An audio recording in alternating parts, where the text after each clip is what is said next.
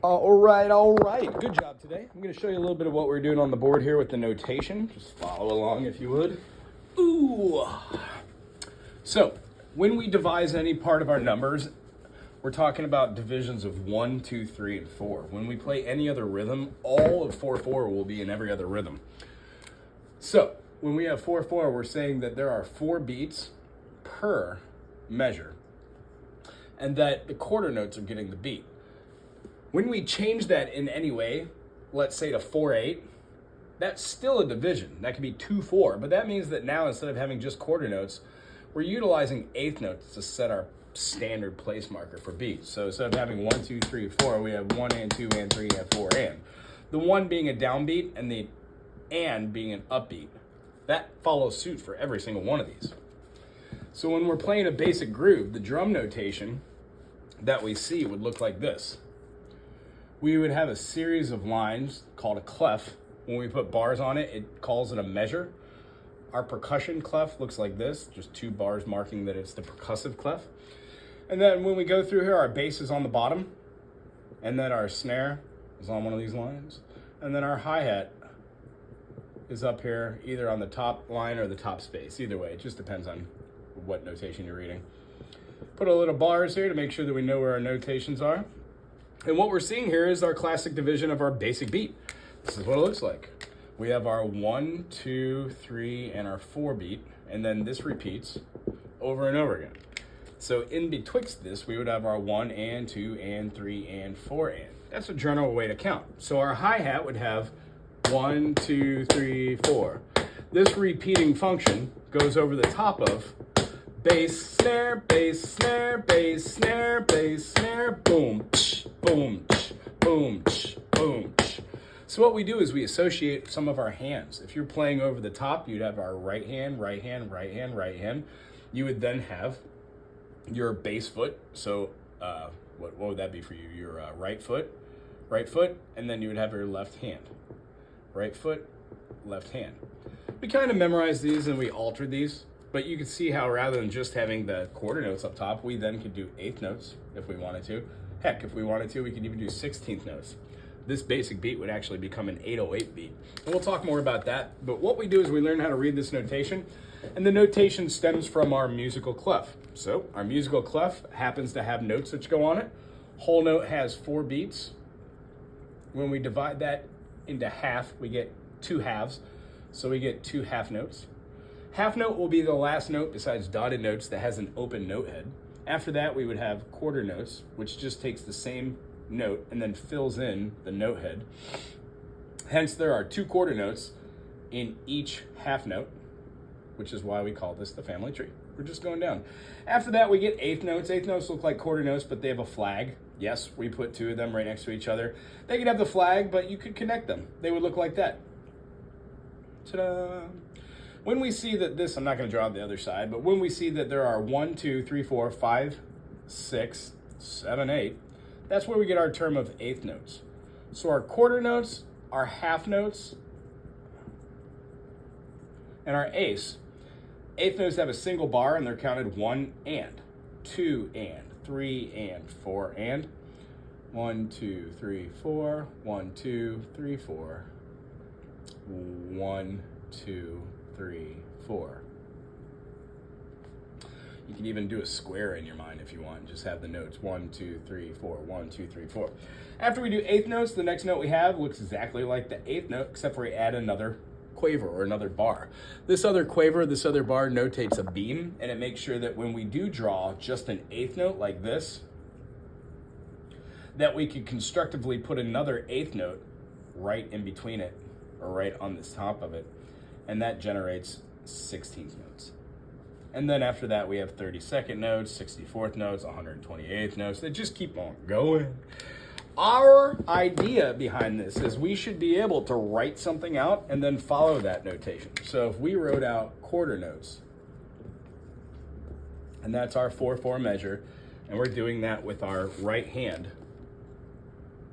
Right hand, right hand, right hand, right hand. And then underneath that, let's say we had eighth notes, and we had that with our left hand, or left, more importantly. What I want you to practice this week is going to be this. It's going to be your eighth notes. We're going to be trying doing the molar technique, which means you're going to let the tip of the stick hit once and then get a rebound without moving your hand up or down, just keeping it static, and then letting the stick come up and then let the stick come right back down for the secondary beat. Without moving the hand, this allows us to hear it tap, tap, tap, tap, tap, tap, tap, tap, tap, tap, tap, tap, tap, tap, tap, and we speed that motion up. It's like you're doing a single stroke and getting a double beat. That's the whole purpose of doing this. So when you're doing it, try it with your left hand, and then when you reverse it, you would be doing it with your right hand. See what I'm saying? Yeah, so the idea, oh, sorry, did that wrong. The idea here is you'd have 1, 2, 3, 4, 1, 2, 3, 4, and then switch it.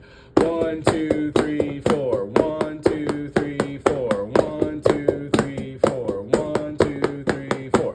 When you can get it up to that speed on that switch, that's where you know the idea of the rudiments are taking hold.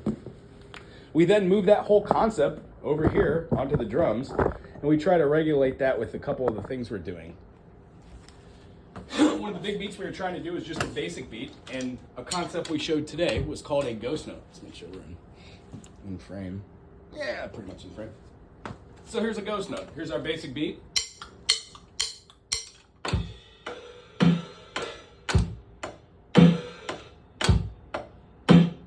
When we put an extra note in there that's not supposed to be in there, we're just adding an extra quick beat. When we add that extra quick beat, it's fun to just drop it sometimes.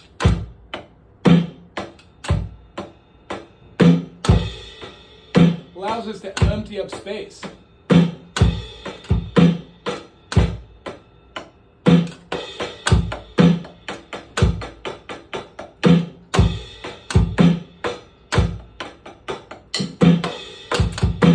One of the things that we talked about was the flam. We do a downstroke right after doing a ghost note.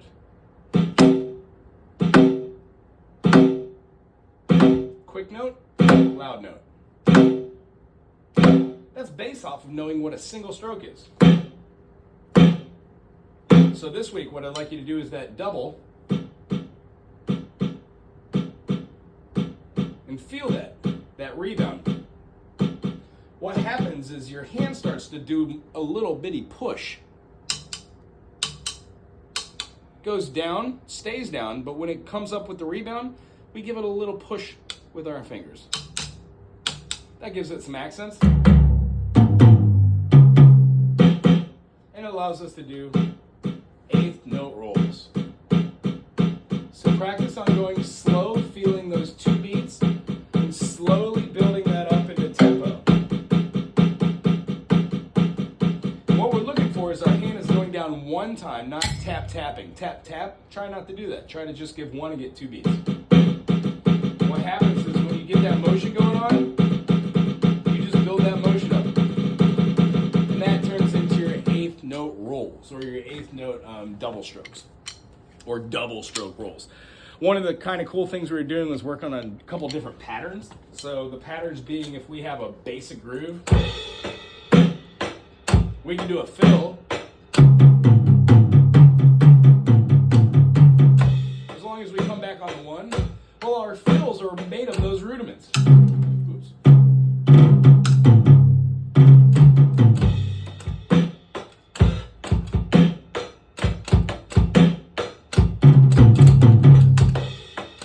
So what we do is we learn how to do them on a hard surface and just using our hands.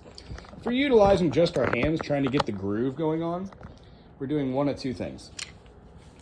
We're either going super slow and we're counting something along the lines of this.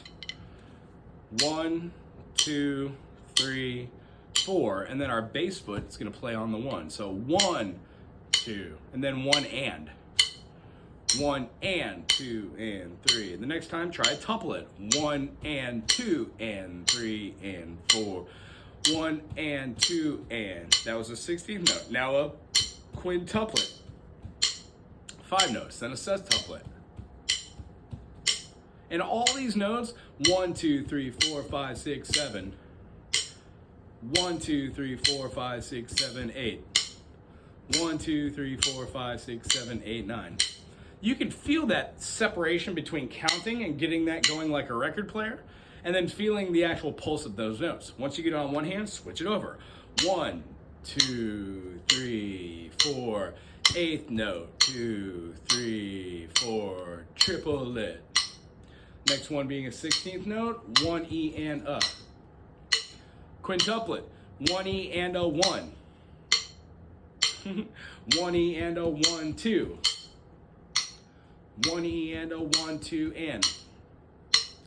1 E and a 1, 2 and a. 1 E and a 1, 2 and a 1. You can do a multitude of beats. The idea is when we see these notations that were on the board, including rests and the space in between, it becomes easier just to jot down a line, look at notation on side of a website, and like try to get down with our rudiments, 40 rudiments. So I'm gonna send you some Zappa tunes today.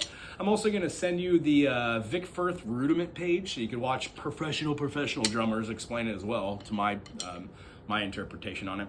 And then we're just gonna take it from there. Try and pick out one band that you really dig or just one song, and we'll try and work on that next session. It's very good seeing you today. Aloha.